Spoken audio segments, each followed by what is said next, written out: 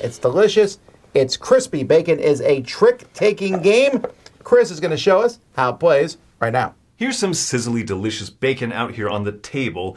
Players are going to have a hand of cards that they will be keeping secret from everybody else at the table. I simply have them face up for demonstration purposes for this quick overview. I won't be teaching all of the rules, but giving a good overview how it works. Now, this is what we would call a card shedding game, where a lead player will play out a card or a combo of cards of some sort, and then players keep going around the table playing out higher combos until everybody passes because they can't play a higher combo than that. The player who has the last played combo or individual card will then play out a new set of cards, and everyone else will continue to follow. This game can be played either individually, in which case everyone will have this player aid, or in teams, in which case each player will have player aids to help remind them which team they are on. Typically, you're going to be sitting opposite your teammate. If I am leading off, I could play anything. I could play an individual card, and everybody else has to play either an individual card that's higher than that, and we keep going around, or, as is the nature of this game, you can play different things. You can play a single card, you can play a pair, a trip, 3 of a kind. You can play a run, consecutive, 1, 2, 3. If I played a 1, 2, 3, the next player would have to play a run that ends in a number higher than 3. So 2, 3, 4, 6, 7, 8, for example. Once someone leads out with a particular type of thing, so for example, a trip, 3 of a kind, the players can only respond in the same type of combo. So this player could not play, let's say, a tube, which is 3 pairs that are all consecutive, 1s, then 2s, then 3s. They have to play the same type of combo, or they can follow up with a special. These specials are 4 of a kind, or a straight flush, or these different combos over here that are considered special. So if this player can't follow this, they either have to pass or play a special, and at which point players then have to continue playing specials that are either a higher number, so 4 4s out here can be beat by 4 5s, or it could be beat by moving up this priority. How about 5 of a kind, a quint? All of the played cards are discarded. This player will lead off with a new combo or special, and everyone goes around continuously doing this until at some point players are out of cards. There are also the titular bacon cards here. These are considered wilds to make it easier for you to get specials and different bonuses to stay in the match. Once a player has played out all of their cards, they will grab the first token here, and scoring is done a little bit differently. In the team game shown here, if I'm out first, I will grab this token, and then based on what order my teammate runs out of cards, if they're the second, third, or fourth, we will earn 4, 2, or 1 point respectively.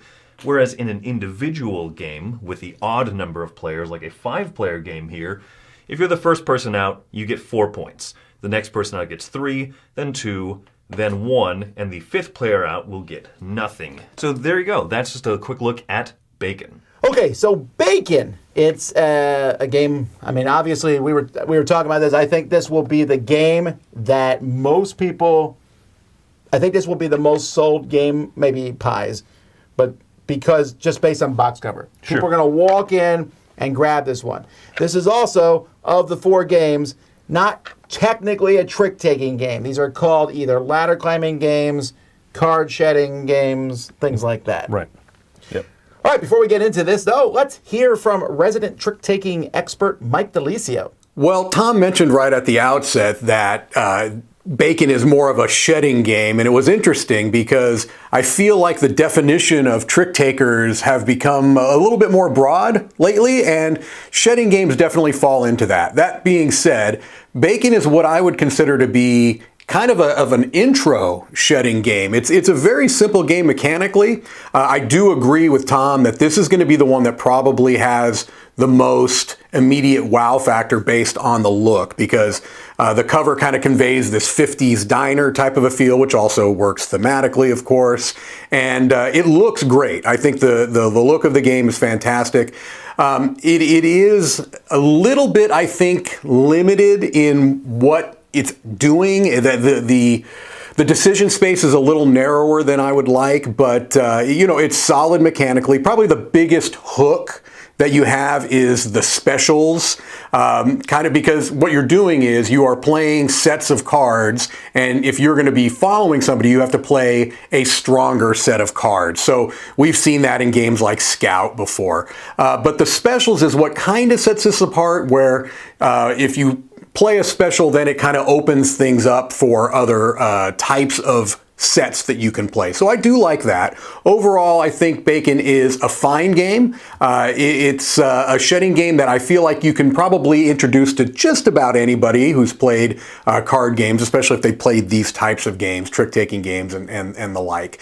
So I'm giving it a 7.5 out of 10. Solid game, not spectacular, but the look and the theme is going to do a lot of the heavy lifting here.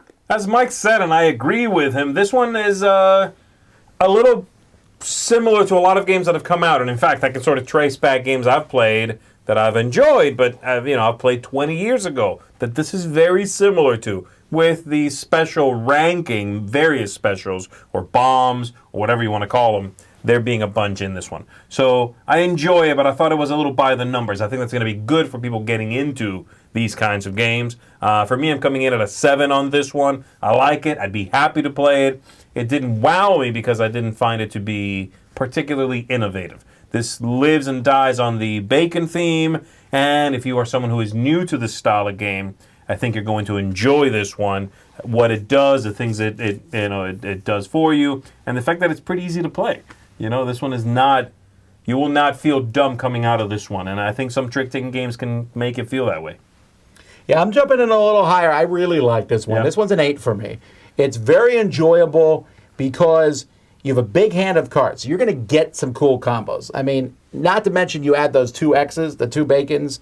So it's almost impossible for you not to be able to play 4 of a kind at some point, or a 4 straight. And that just feels good, because I've played card shedding games like this before where you don't have a lot of cards that you can mess with. And this one feels better beyond that. And like you said, there's 5 specials, so that feels great.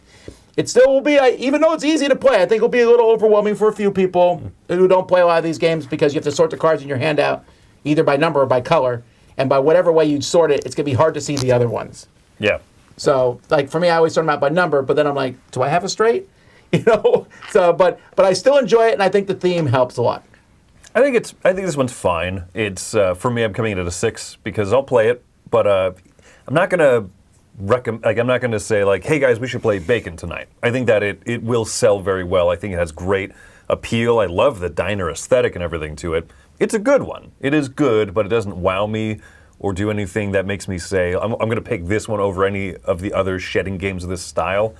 Trick-taking games a lot of times feel kind of similar to each other, and for me, shedding games feel even more similar. This one didn't break out of that. So it's a 6. I think it's still good.